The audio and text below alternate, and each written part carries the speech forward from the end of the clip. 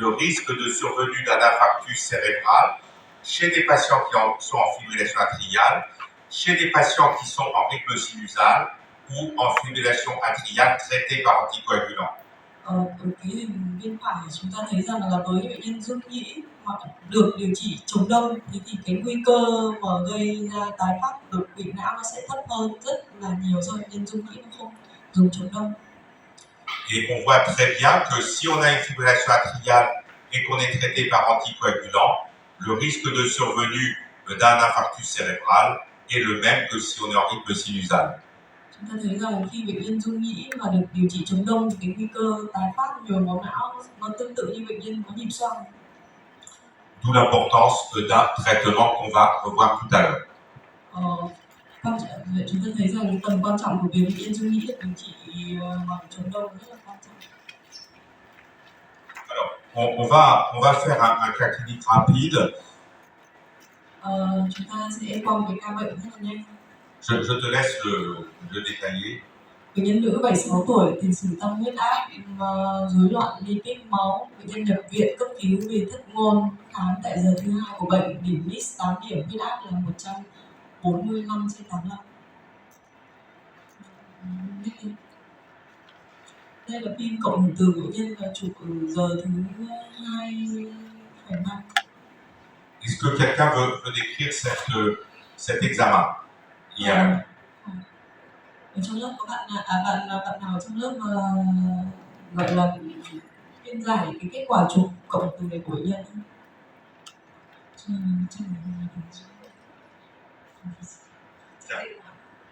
Non? Alors, les filles sont plus courageuses. Hein? Tu peux traduire, hein? Ông bảo ở Việt Nam không hiểu tại sao mà nữ giới lại có vẻ như là gọi là cảm giác kiểu là nhiệt tình hơn nam giới.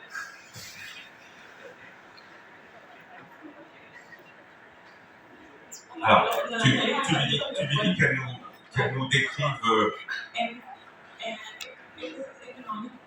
l'image ici. Đầu tiên là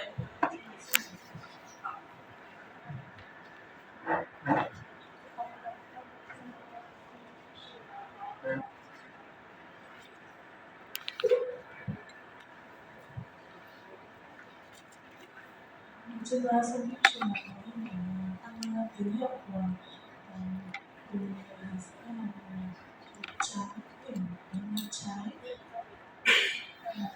Nguyên nhân ở đây thì cái sinh sung tốt thì do tắc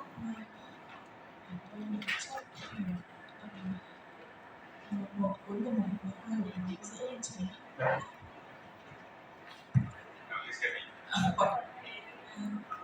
Là đi dans le séquence diffusion, dans l'hypersignal dans le lobe frontal et parietal et dans le autre il voit l'occlusion M1.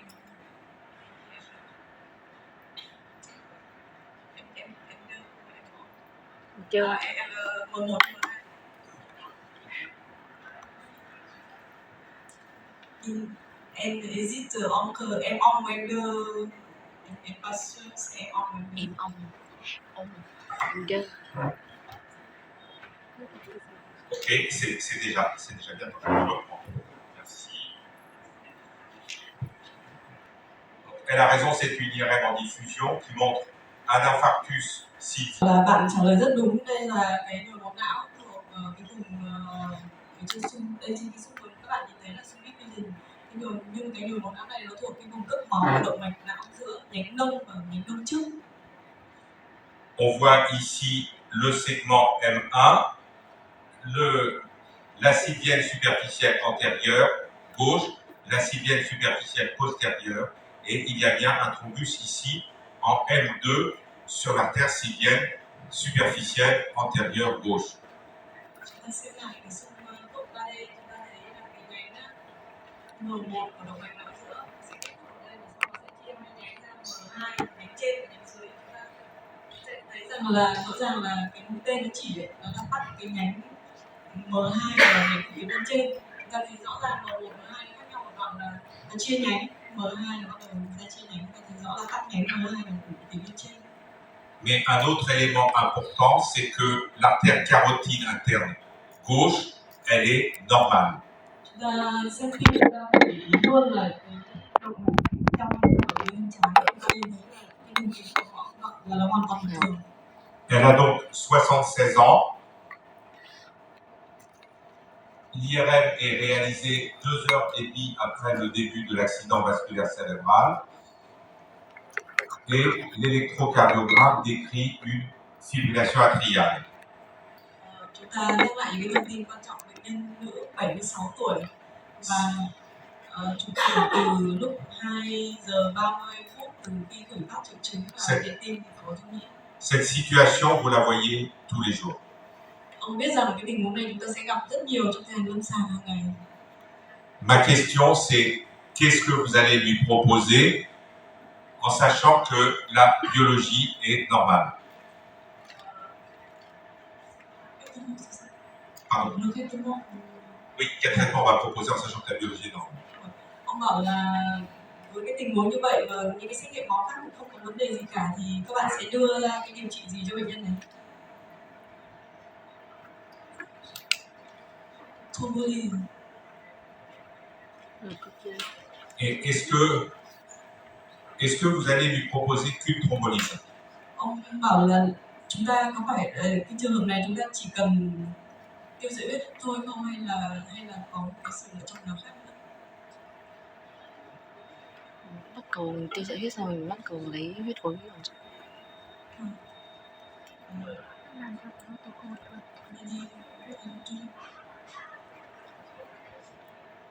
Sinh hóa bình thường nhưng mà mình Dung nghĩ không biết là người ta có dùng thuốc chống đông. Il a dit dans son service, trong người của em có ai trong lúc cho nên là biết em có em đưa thuốc sinh hóa. Il a dit la thrombolyse et la thrombectomise. Điểm danh. Les deux. D'accord, ok. Donc on va lui proposer une thrombolyse et une thrombectomie. Ông ở trong với cái trường hợp này thì chúng ta có thể là chúng ta sẽ làm là tiêu sợi huyết và lấy huyết khối. Ce qu'il faut savoir quand même, c'est que la preuve dans la thrombectomie, au niveau de l'artère sylvienne, c'est essentiellement M1. Có một cái điều mà chúng ta cần phải lưu ý là những cái bằng chứng hiện nay lấy huyết khối nó chỉ gọi là approve cho những cái trường hợp là N1 thôi. Mais notre ami qui a tout à l'heure parlé de Mr. Clean en 2014, il y avait dans l'essai Mr. Clean, il y avait des M2 aussi. Ông trong cái trung tâm của anh Dũng là làm việc ở Hải Phòng thì với những cái trường hợp này là tắc M2 tức là nó không ở trong cái guideline hiện nay nhưng mà ông bảo là có cái nghiên cứu của Mr. Clean public năm 2024 người ta đã chứng minh là hiệu quả của việc lấy huyết khối với trường hợp là tắc M2. Donc aujourd'hui, on peut thrombectomiser sans hésiter du M1, mais aussi du M2 proximal. Ông bảo hiện nay thì với hầu như với tất cả các trung tâm thì chúng ta không cần phải một cái lưỡng lự gì cả, chúng ta lấy huyết khối với với M1 và với M2 đoạn gần. Il y a aujourd'hui des études. On sait que techniquement c'est possible, mais est-ce que c'est utile? Il y a des études pour voir si on peut thrombectomiser du M2 distal, du A1, A2 ou même de la cérébrale postérieure. Ông bảo là bây giờ các cái nghiên cứu hiện nay thì với cái hiệu quả của những đây là trường hợp mà M2 đoạn gần, vậy thì với những cái trường hợp là với M2 đoạn xa này, hoặc là đoạn động mạch não trước này, A1A hoặc là cả động mạch não sau thì lấy huyết khối nó có hiệu quả hay không? Nhưng theo ông thì chỉ có vấn đề về technique thôi, còn cũng không khó. Et en France, il y a une étude qui s'appelle Discount où on a le choix, enfin c'est pas un choix, c'est tiré au sort, entre thrombectomie ou traitement médical pour des personnes qui ont un thrombus M2 distal ou cérébral antérieur ou cérébral postérieur, à condition qu'ils aient un score NIHSS supérieur à 6. Họ ở Pháp, đặc biệt là đây là đang có thực tập cho cái nghiên cứu đây là nghiên cứu discount. Nghiên cứu này thì lấy những bệnh nhân là từ tắc M2 đoạn xa này, động mạch não trước này, động mạch não sau, và cái nghiên cứu này chỉ lấy bệnh nhân với điểm DIP là trên 6 điểm dưới họ Je rappellerai juste un élément important, mais que vous savez déjà, mais il est fondamental, c'est que plus on va déboucher l'artère tôt, moins les séquelles seront importantes. cái sơ đồ này cái sơ đồ gọi là có kinh điển với tất cả những bạn là tai biến mạch não, sơ đồ về cái khái niệm của chẩn đoán chắc sáng. Et par exemple, au bout de quelques minutes, les signes sont déjà arrivés, mais sont réversibles avec la zone de pénombre qui est très importante.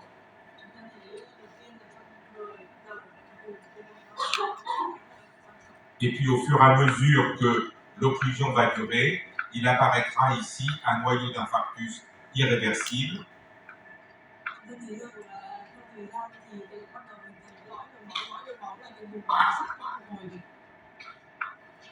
Et puis plus on continue, plus évidemment la zone de pénombre va diminuer et le noyau d'infarctus sera énorme.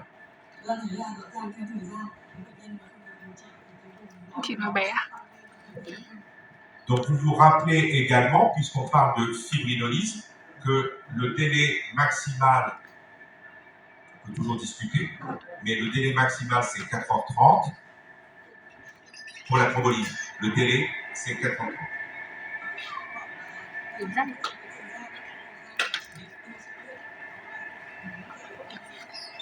Et que pour la thrombectomie c'est 6 heures, mais on peut également discuter dans certains cas.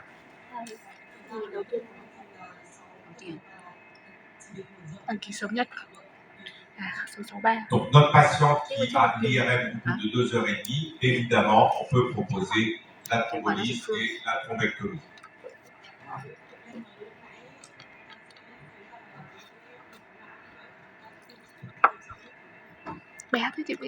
On peut éventuellement dépasser ces 4h30 et ces 6 heures si le mismatch est important. Mais ça, c'était le cours de l'année dernière.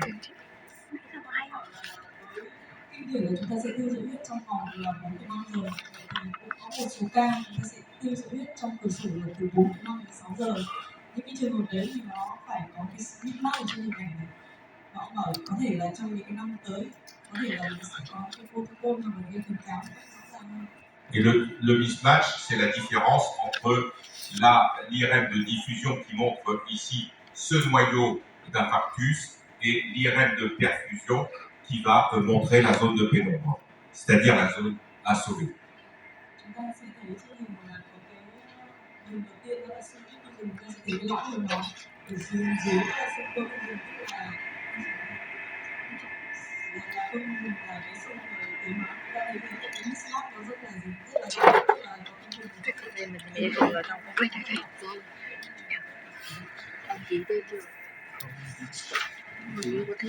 Donc on se rappelle pour cette patiente, la thrombolyse moins de 4h30 et il est nécessaire de traiter que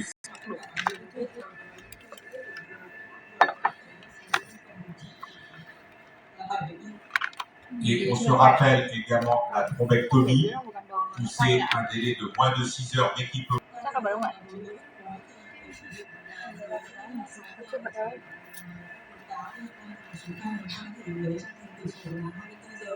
thì chúng ta chỉ cần điều trị với bệnh nhân là chúng ta sẽ cứu được một cái trường hợp là tử vong hoặc là tàn tật rất nặng. Alors, on reprend notre cas clinique. Cậu không thi thì cậu không có chứng chỉ làm tiền gì. Chuyển hóa như số. Nhân này thì được tiêu sợi huyết và lấy huyết đến. Le bilan ne montre qu'elle a qu'une seule fibrillation atriale comme responsable de l'accident vasculaire cérébral. Cậu ở trong nhóm ấy rồi mà.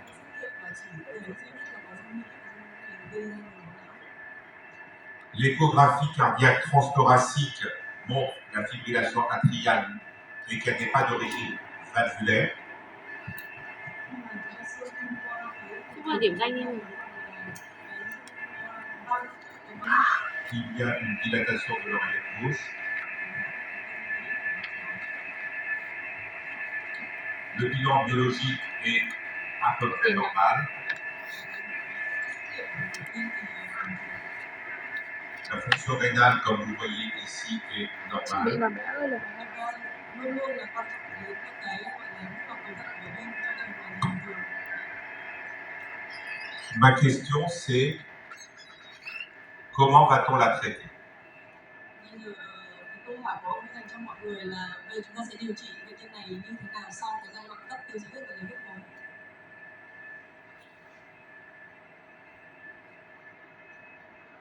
Bác sĩ Dr. Minh Anh in Hawaii Nam City trong English Alimentan Việt Nam. Okay.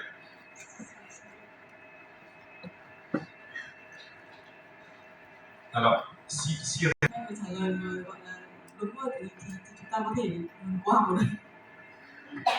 về của bác sĩ. Dự phòng đây là trường hợp nghĩ không có bản tin thì chúng ta sẽ phải dự phòng là bằng kháng đông. Trước các năm 2014 thì mình sẽ sử dụng kháng vitamin K, nhưng mà sau đấy khi mà các cái nghiên cứu ra đời ấy, thì cái sử dụng kháng độc thế hệ mới nó được khuyến cáo vẫn vượt trội hơn so với lại kháng vitamin K trong điều trị cái bệnh lý viêm nhiễm do van tim.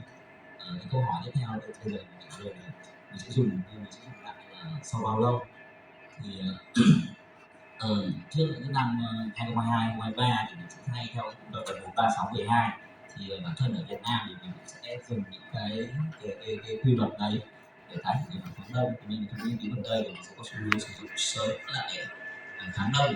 Ví dụ như ở ca bệnh này thì mình có thể sử dụng theo cái hình học. Hình học thì theo y dùng thì nó chỉ là ở mức độ trung bình. Nếu mà theo mức độ trung bình thì mình có thể khởi động là sau 48 giờ và cái ngày nó của thận là 67 mình có thể sử dụng được đủ một trong các loại kháng đông. Tất nhiên là mình sẽ phải cân nhắc thêm một số yếu tố nguy cơ về yếu tố về dạ dày, nguy cơ về chảy máu để mình chọn cái loại kháng đông thêm nó phù hợp nhất.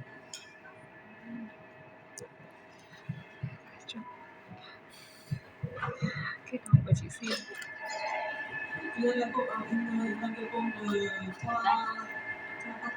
secondo se in la vie depuis 2014 on va les depuis 2014 on va les changer avant on parlait bon America et depuis 2014 on va les trouver efficace de Auden, c'est-à-dire on les a changés c'est le deuxième c'est le détail de gain de commencer quand Auden il a dit parce que avant selon le guideline Xin de skip lại cái part này đi. c'est le gain en 6 15 mais maintenant on a depuis 2022, 2023 on a déjà beaucoup de études comme les études ENES. Donc si avec le effectif comme ça, c'est-à-dire c'est ouais, on peut commencer tôt. C'est-à-dire avec l'IA, c'est plus, on peut, avec les images comme ça, on peut commencer depuis de 24 heures, depuis le symptôme. C'est-à-dire on peut commencer tôt, parce que c'est pas comme avant. C'est l'autre parce que la fonction gainée, c'est normal, c'est-à-dire on peut commencer la dose c'est normal avec le truc à aller.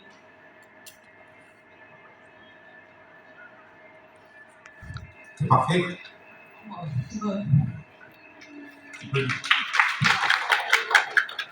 Il peut aller prendre un café ou aller se promener et revenir pour la dissection. Ông bảo là nhưng em bây giờ chắc là có thể đi ra ngoài uống cà phê xong đi dạo rồi chiều có thể quay lại tiếp. Bon, on va essayer de développer ça quand même.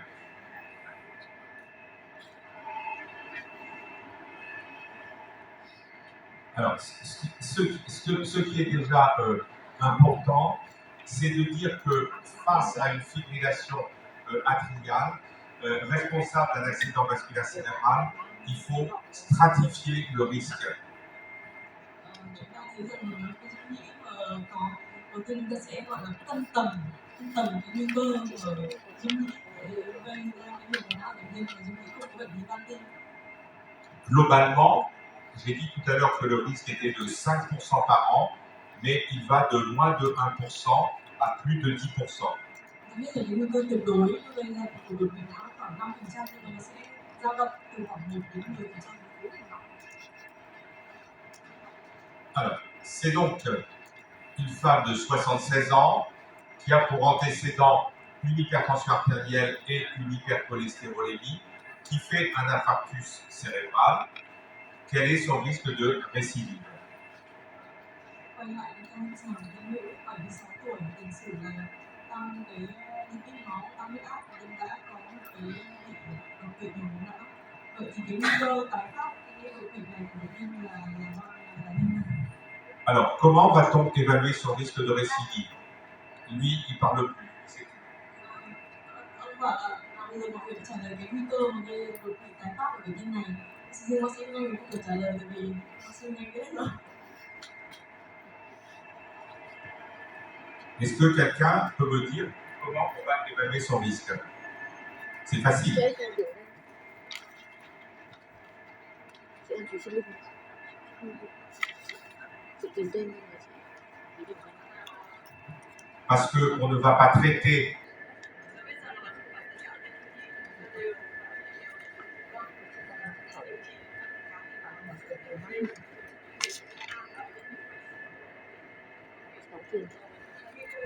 Người cho em.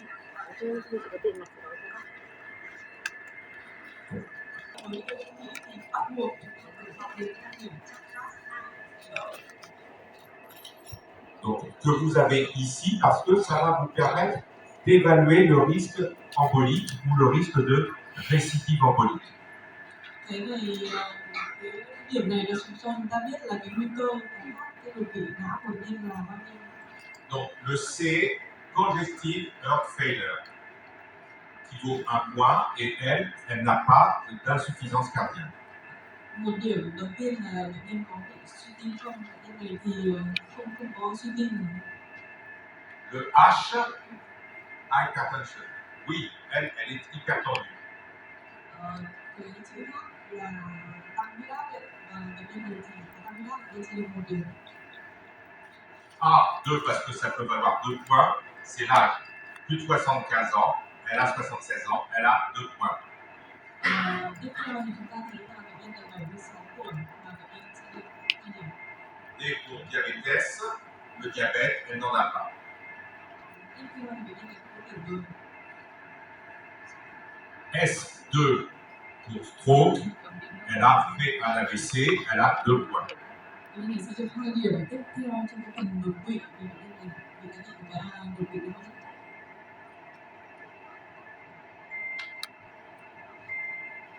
Le V, vasque, antécédent de pathologie vasculaire, infarctus du myocarde, plaque aortique ou artérique des membres inférieurs, elle n'en a pas.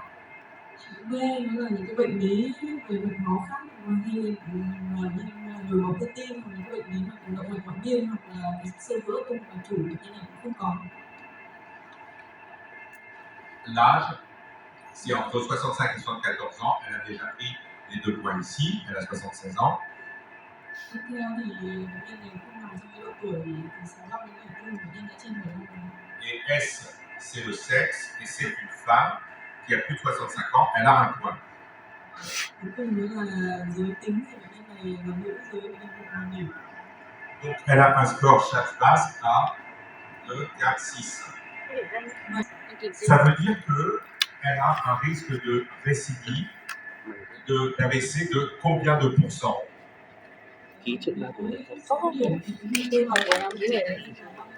Parce que c'est ça qui est important et qui va motiver la mise sous un traitement anticoagulant pour empêcher que ça ne revienne. Bởi vì cái điểm này nó sẽ để cho chúng ta cái quyết định là có điều trị chống đông không để dự phòng cái đột quỵ tái phát. Est-ce que vous pouvez me dire comme ça quel est le pourcentage de risque de récidive d'un AVC chez cette personne qui a un score CHA2DS à 6? Bạn nào nhớ với cái điểm CHA2DS 6 điểm thì cái nguy cơ tái phát đột quỵ là bao nhiêu %? Est-ce qu'il est de 1%, parce qu'on a vu qu'il y avait une grosse hétérogénéité? Est-ce qu'il est de 5%, de 10%, de 15%, de 20%? Parce que, comme l'a dit notre collègue, s'il est très très important, il va falloir aller vite. Cái nguy cơ tái phát đột quỵ rất là quan trọng. Nếu mà cái nguy cơ tái phát cao thì dẫn đến là chúng ta phải nhanh ngay lập tức giống như bác sĩ Minh Anh bảo là phải ngay lập tức điều trị sớm, chống đông. Alors, il existe des applications Và tất cả đều có smartphone đó, và Voilà. những cái app để Méline a regardé.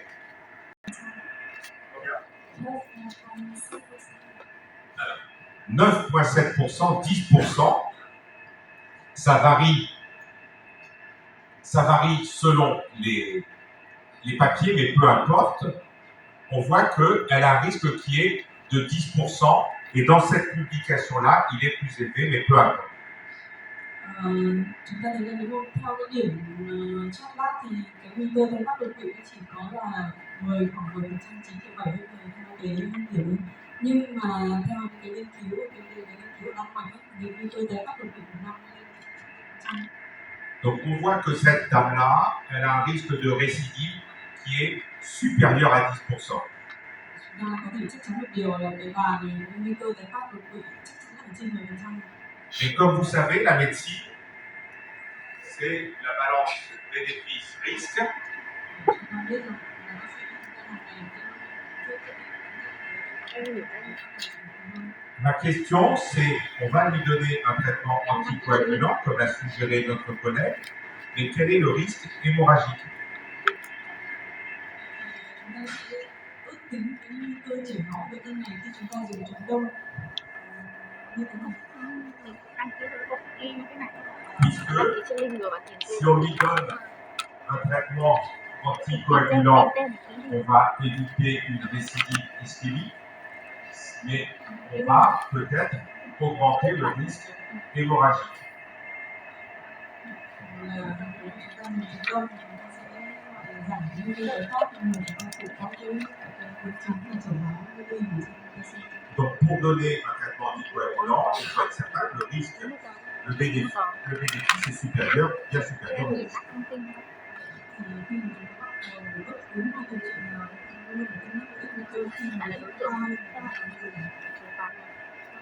Donc, il existe plein de scores qui permettent de prédire le risque hémorragique.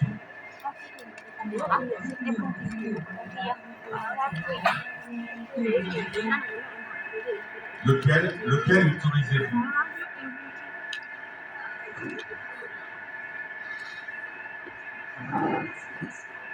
Le Hasbled. Parfait. Donc, voilà le score Hasbled.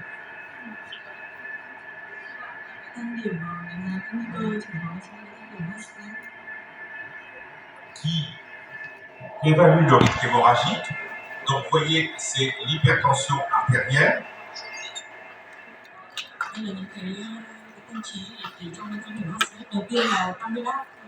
Mais c'est l'hypertension artérielle que l'on va constater, c'est-à-dire que si elle est hypertendue, mais que grâce au traitement, on la maintient en dessous de 160 de systolique, eh bien, c'est 0.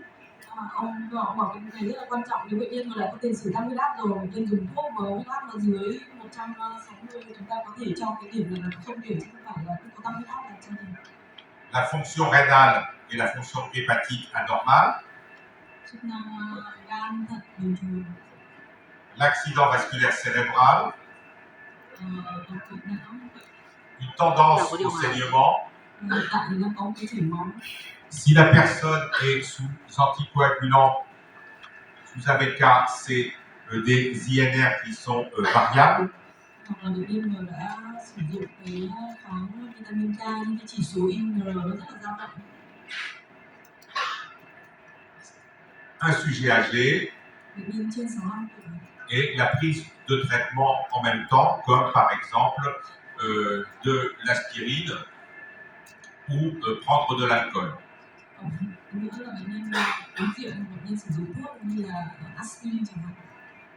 Donc, cette patiente-là, on va très bien traiter son hypertension artérielle. Với bệnh nhân của chúng ta lúc nãy thì cái huyết áp có một điều trị rất là tốt nên là chúng ta không. Sa fonction hépatique et rénale est normale.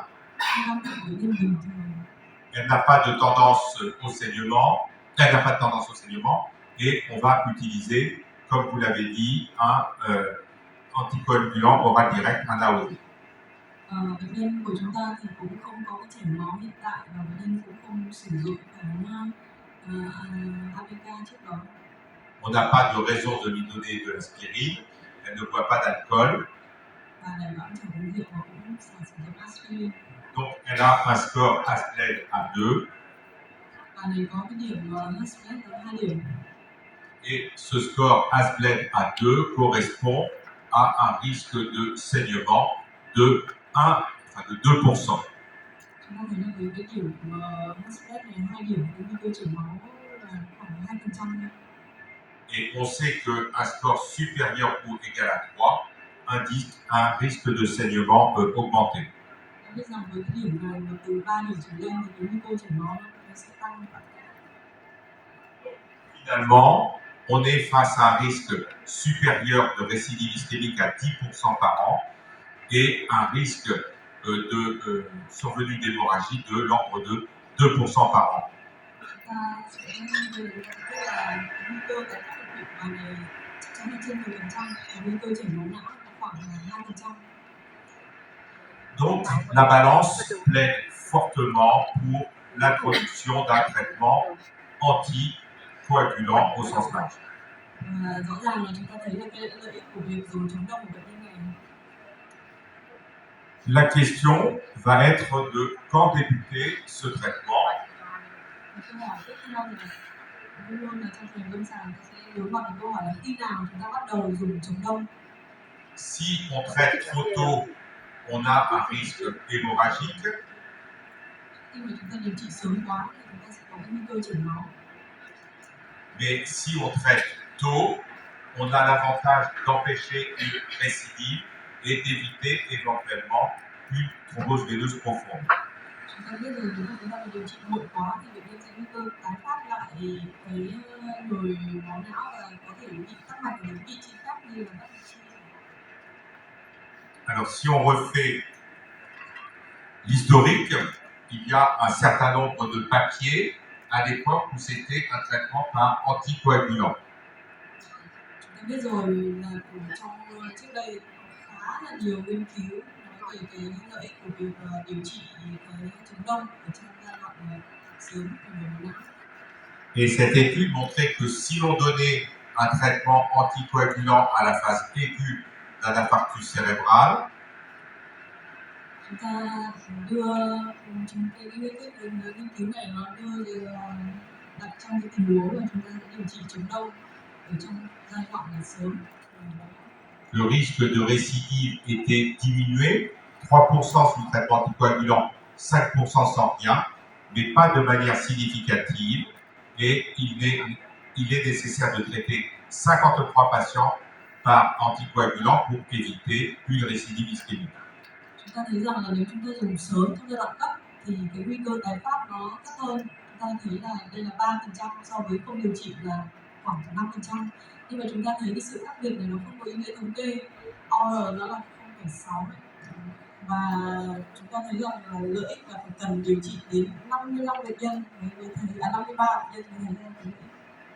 À l'inverse, le risque d'hémorragie symptomatique, il est plus élevé si on donne un traitement anticoagulant, 2,5% versus 1% si on donne Roniprab. Chúng ta thấy rằng là ngược lại thì cái nguy cơ chảy máu khá cao, 2,5% so với điều trị chống đông, so với cái việc mà chúng ta không dùng chống đông, nguy cơ chảy máu chỉ có 0,7%, nhưng mà cái sự khác biệt này có ý nghĩa thống kê. Et donc on voit que le risque d'hémorragie symptomatique est significatif et il suffit de traiter 55 patients par anticoagulant pour provoquer une hémorragie cérébrale.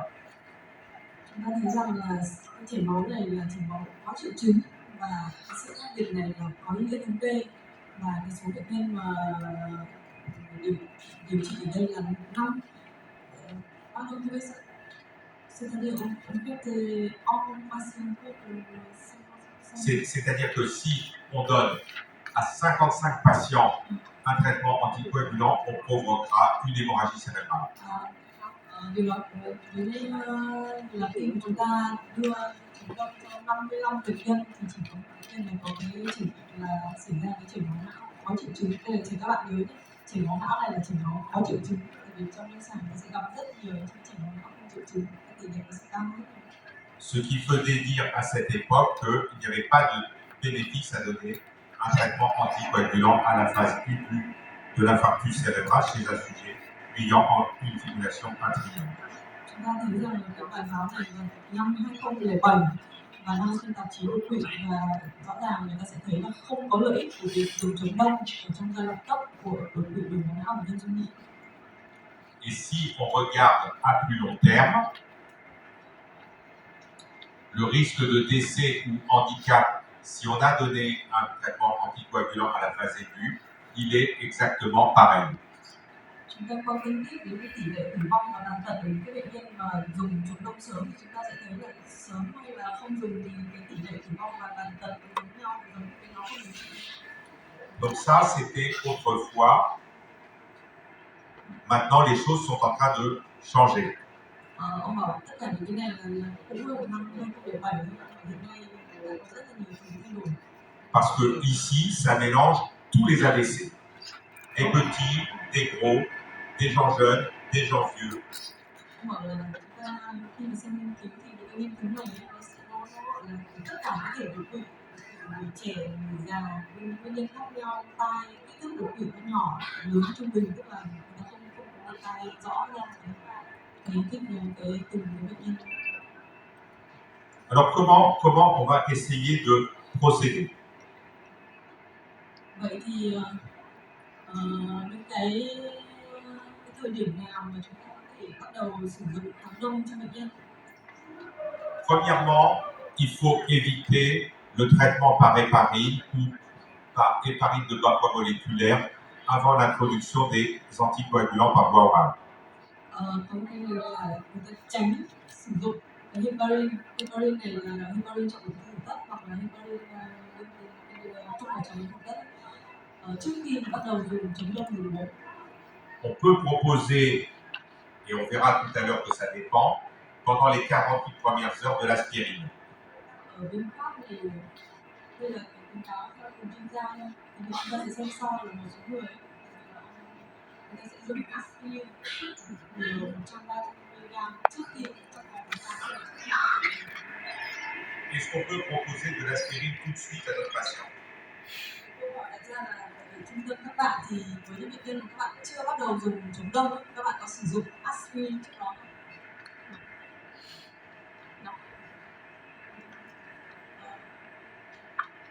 Có bạn nào sử dụng aspirin trước khi mà bắt đầu dùng kháng đông không? Pourquoi est-ce qu'on ne peut pas proposer d'aspirine tout de suite à notre patiente? Nếu mà không dùng thì tại sao?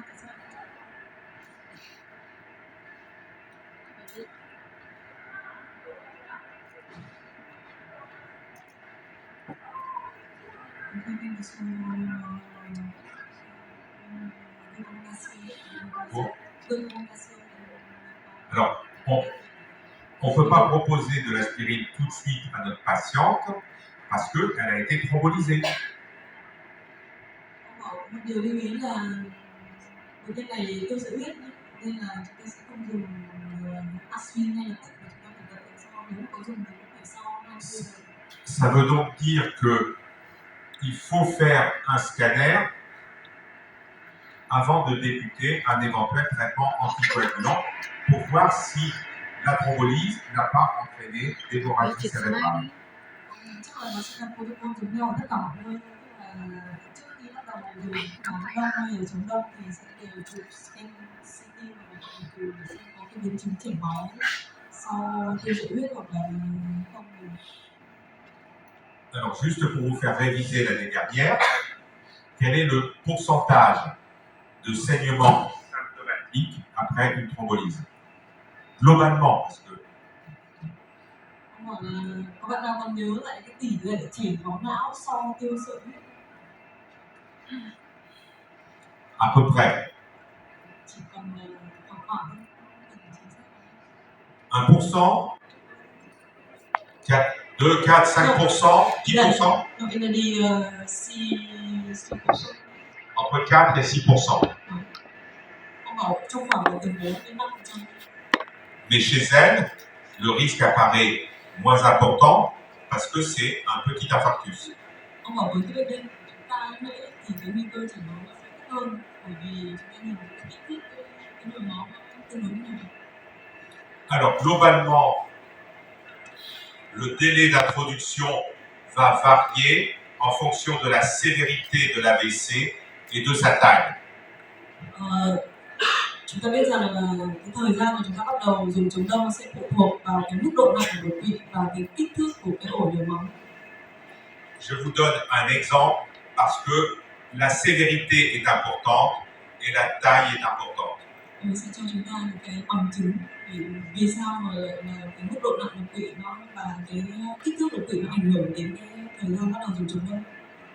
Par exemple, un gros infarctus sylvien postérieur droit va donner un petit score NIH. Chúng ta biết rằng là có những cái đột quỵ rất lớn nhưng mà đưa ra nhưng mà có cái điểm nhịp nó nhỏ, ví dụ như là đột quỵ của cái động mạch não sau chẳng hạn, hoặc là cái sau của mạch của sinh. Et donc, commencer tout de suite un traitement anticoagulant pourrait entraîner un risque hémorragique. Vậy thì với những trường hợp này thì khá thấp và chúng ta sẽ bắt đầu luôn chống đông. Vậy thì cái nguy cơ chảy máu như này thì chúng ta sẽ tính đi. À l'inverse, un tout petit AVC dans la capsule interne, sur les voies pyramidales, peut très bien entraîner un score NIHSS élevé à 10 par exemple, et pour autant, il n'y aurait pas de risque à commencer l'anticoagulant tout de suite. Ngược lại thì chúng ta biết có những cái trường hợp đột quỵ ở trong cái bó tháp như là bao trong chẳng hạn, và kích thước thì rất nhỏ nhưng mà trên lâm sàng điểm lít thì có thể là từ 10 điểm trở lên. Vậy thì với những cái trường hợp này mà chúng ta chỉ dựa điểm lít mà chậm trễ cái thời gian chống đông thì nó với nguyên nhân này chúng ta thấy rằng là lợi ích của dùng sớm những kích thước nó nhỏ hơn.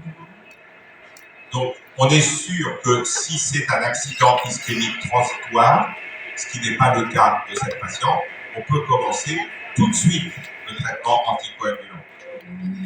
Tổng kết lại thì với những cái bệnh nhân gọi là đầu tiên là bệnh nhân tai biến bệnh loạn học con, chúng ta bắt đầu ngay lập tức là thuốc chống đông.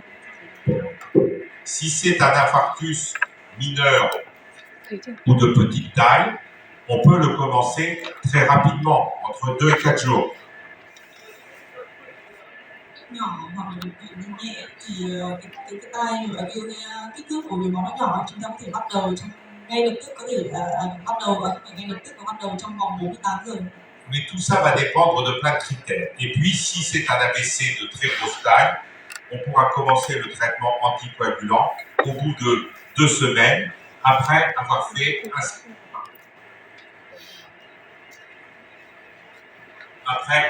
un scanner pour être assuré qu'il n'y ait pas de transformation hémorragique. Chúng ta biết rằng là cái thời gian mà bắt đầu với những cái mà đột quỵ nhẹ hoặc trung bình thì nó sẽ khác nhau tùy vào cái nghiên cứu. Nhưng mà với ông thấy là với cái đột quỵ mà lớn, kích thước rộng thì chắc chắn là nó sẽ bắt đầu khoảng là từ tuần thứ 2 trở đi. Và một điều chắc chắn rằng là trước khi bắt đầu dùng chống đông thì chúng ta phải chụp lại spin scanner để xem là bệnh nhân có cái chảy máu tiến triển như nào. Donc, en faveur d'une introduction précoce, c'est tous les critères que l'on va retrouver chez notre patiente. Ta thấy rằng là với cái dùng chống đông mà sớm thì với cái bệnh nhân lúc nãy chúng ta thấy bệnh nhân này có tất cả những cái tiêu chí để đáp ứng cái việc dùng chống đông sớm. Pas de transformation hémorragique sur le scanner de contrôle. Bệnh nhân này được chụp cái CT và không có cái chuyển dạng chảy máu. Un infarctus cérébral de petite taille cliniquement stable. Bệnh nhân này kích thước ổ nhồi máu thì nhỏ, lâm sàng là ổn định. Avec un score NIHSS bas. Điểm NIH thì thấp. Une pression artérielle bien contrôlée, systolique. Tăng huyết áp của bệnh nhân này thì kiểm soát tốt. Et puis, ce qui n'est pas le cas chez notre patiente, un patient jeune, avec sur l'échographie cardiaque un risque élevé de récidive, par exemple un thrombus, par exemple une très grosse oreillette, par exemple un contraste spontané. Ông bảo là bệnh nhân này của chúng ta thì không phải là bệnh nhân trẻ. Thứ hai là bệnh nhân này khi siêu âm tim vào thần ngực thì không có những cái nguy cơ cao của tái phát đột quỵ não trên xương tim, ví dụ như là bệnh nhân có huyết khối trên vùng tim chẳng hạn. Alors ça, ce sont les anciennes recommandations que je vous montre ici. Cái bài của chúng ta nó là một cái khuyến cáo, cái này cũ rồi. Un accident ischémique transitoire, on commence tout de suite. Chúng ta ví dụ nó bỏ qua thì chúng ta bắt đầu chống đông ngay lập tức. Un AVC sévère, eh bien, on refait une imagerie et on pourra commencer après la deuxième semaine. Với những đột quỵ não nặng thì chúng ta sẽ khoảng 2 tuần mới bắt đầu chụp lại scanner và chúng ta sẽ xem là bắt đầu từ chúng ta được chưa. Et un AVC intermédiaire, soit à score NIHSS faible, soit à score NIHSS un peu plus élevé, on va tenir compte de différents critères cliniques, biologiques et radiologiques avant de commencer le traitement. Với những cái đột quỵ nó nằm trong đột quỵ nhẹ hoặc đột quỵ trung bình, trước khi mà chúng ta bắt đầu thời gian chống đông, chúng ta sẽ cân nhắc vào cái tùy từng những cái đặc điểm của bệnh nhân để cân nhắc lợi ích và nguy cơ để xem cái thời gian cụ thể bắt đầu chống đông vào thời gian nào. Donc pour notre patiente qui se situe ici, eh bien, on pourra commencer le traitement extrêmement tôt, de l'ordre de 2 à 4 jours après le début de l'accident vasculaire cérébral ischémique. C'est exactement ce que disait notre collègue. Ông bảo là với bệnh nhân của chúng ta thì nó nằm ở trong cái điểm nhất là đột quỵ nhẹ thôi, và nó có cái tiêu chí ủng hộ cho việc dùng sớm chống đông, và chúng ta sẽ bắt đầu trong khoảng từ 2 đến 4 ngày sau khi đột quỵ, và giống như bác sĩ Minh Anh đã nói ở đầu. Donc, en pratique, il faut tenir compte du contexte et surveiller à l'imagerie. Trong thực hành thì quan trọng là chúng ta phải tính đến từng cái bệnh nhân cụ thể và luôn luôn là chụp scan trước khi bắt đầu điều trị. Et on aura tendance à proposer une anticoagulation rapide si le sujet est jeune, si c'est un AIT ou un petit infarctus, une petite lésion et une pression artérielle bien contrôlée. Để bắt đầu dùng chống đông sớm với bệnh nhân trẻ tuổi, nhồi máu nhẹ hoặc bệnh nhân chóng qua, bệnh nhân này có cái tổn thương nhồi máu não trên tim nhỏ và bệnh nhân này không có tăng huyết áp. À l'inverse, on aura tendance à différer l'anticoagulation si le sujet est âgé, si c'est un gros infarctus, si la lésion est étendue et si l'hypertension artérielle est mal contrôlée. Dùng chống đông không ngay lập tức hoặc không sớm, tức là cái thời gian có thể thay đổi, nó sẽ phụ thuộc vào tuổi, mức độ nặng của đột quỵ. Thứ hai là cái tổn thương trên tim, và thứ tư là cái huyết áp bệnh nhân không được kiểm soát tốt. C'est clair, pas de questions?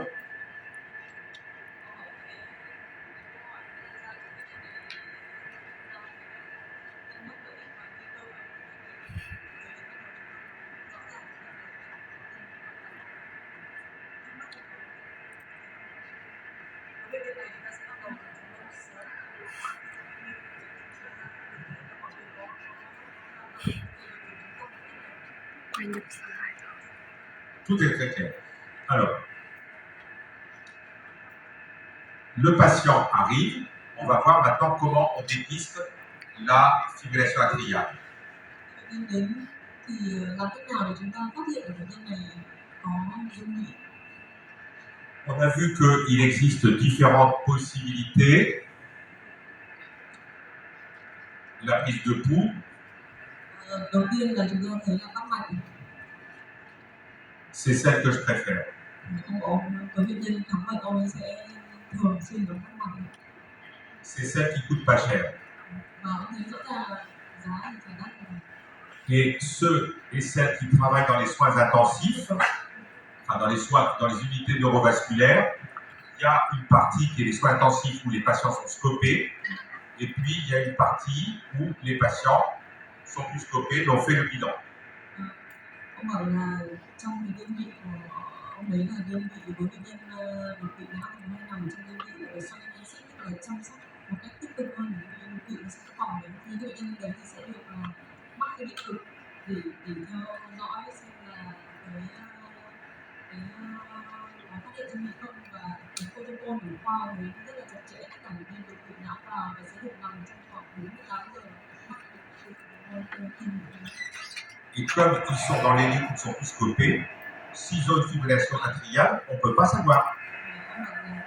Nếu bệnh nhân có không mắc cái điện tục chứng minh với cái gì không nghĩ chị phát hiện rồi. Et quand je fais la visite le matin dans le secteur, la première chose que je demande à l'externe, c'est est-ce que tu as pris son pouls ce matin? Nếu mà ông có đi bộ ở buổi sáng ở cái đơn vị đột quỵ thì ông ấy sẽ ở đấy thì sinh viên người ta làm việc rất hiệu quả. Chính vì ông sẽ hỏi sinh viên đầu tiên là mày đã kiểm tra mạch của bệnh nhân chưa? Et généralement, il me répond pas, il regarde ses chaussures. Ông bảo thường thì giống sinh viên Việt Nam thôi, người ta cũng không trả lời được đâu, mà thường là khi không trả lời được người ta hay nhìn xuống đất. Et donc, moi, je prends le pouls, et les jours suivants, eh bien, il prend le pouls. Ông ấy sau đó thì ông ấy bắt mạch bệnh nhân và Et c'est pas parce qu'il a pris le pouls que moi, à ma visite, je ne reprends pas le pouls. ông bảo là ông ấy không biết rằng là khi mà ông ấy đi xong ông ấy không chắc chắn được nó. Et Khi mà chúng ta bắt mạch chúng ta thấy là có nghi ngờ, chúng ta sẽ làm điện tim, và nếu chúng ta thấy không nghi ngờ gì cả thì chúng ta không cần thiết làm điện tim. Họ có hệ thống khác, tất cả các khác thì nó có hệ thống như là bác sĩ gia đình, tất cả bệnh nhân đều có bác sĩ gia đình và người ta sẽ đi khám thì bác sĩ gia đình trước khi gặp bác sĩ chuyên gia. Thì ông bảo là nếu mà có bệnh nhân mà trên 75 tuổi tất cả bác sĩ gia đình đều bắt mạch bệnh nhân ấy, thì ông bảo chẳng còn bệnh nhân để điều trị bệnh nhân đột quỵ nhiều não nó không nhiên. Mais chez nous, on a plus tendance à prendre l'argent que le pouls. Ngoài bắt mạch thì công cụ khá quan trọng của tất cả những đơn vị chăm sóc bệnh nhân đột quỵ tích cực trong những cái ngày đầu tiên ấy, đó là cái scope, tức là cái theo dõi monitor để theo dõi điện tim. Et puis, il y a la possibilité d'autres détecteurs de fibrillation atriale. Các bạn nhìn ở trên hình ấy, đó là những cái ngoài bắt mạch làm monitor điện tim ra thì theo dõi trên scope ra thì nó sẽ có những cái thiết bị khác. Ví dụ ở Pháp thì người ta với nhân đột quỵ nhồi máu não người ta sẽ automatic là sẽ cho đeo cái điện tim 15 ngày, kéo dài 15 ngày tất cả bệnh nhân luôn. Và ngoài ra những bệnh nhân nguy cơ cao người ta còn tùy cái thiết bị và để theo dõi điện tim có thể tất cả 2-3 tháng tùy vào cái bệnh cảnh cụ thể.